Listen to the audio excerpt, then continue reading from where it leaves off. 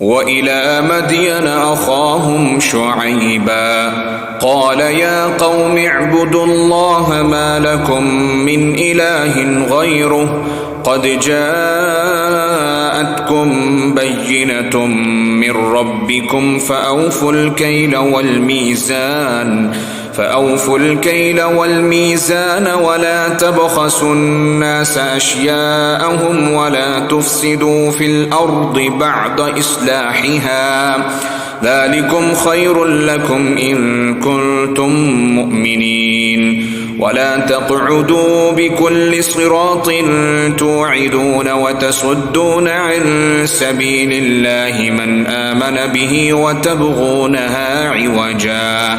واذكروا إذ كنتم قليلا فكثركم وانظروا كيف كان عاقبة المفسدين وإن كان طائفة منكم آمنوا بالذي أرسلت به وطائفة لم يؤمنوا فاصبروا حتى يحكم الله بيننا وهو خير الحاكمين قال الملأ الذين استكبروا من قومه لنخرجنك يا شعيب والذين آمنوا معك من قريتنا أو لتعودن في ملتنا قال أولو كنا كارهين قد افترينا على الله كذبا إن عدنا في ملتكم بعد إذ نجانا الله منها وما يكون لنا أن نعود فيها إلا أن يشاء الله ربنا وسع ربنا كل شيء علما على الله توكلنا ربنا افتح بيننا وبين قومنا بالحق وأنت خير الفاتحين وقال الملأ الذين كفروا من قومه لئن اتبعتم شعيبا إنكم إذا لخاسرون فأخذتهم الرجفة فأصبحوا في دارهم جاثمين الذين كذبوا شعيبا كأن لم يغنوا فيها الذين كذبوا شعيبا كانوا هم الخاسرين فتولى عنهم وقال يا قوم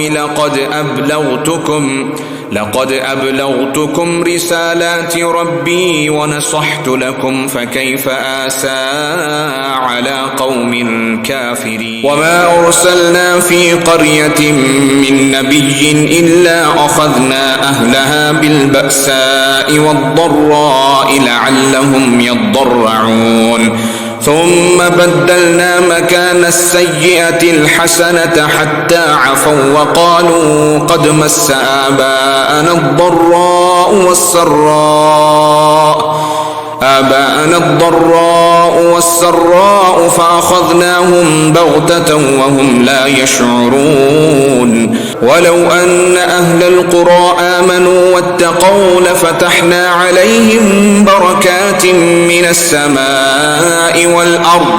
ولكن كذبوا فأخذناهم بما كانوا يكسبون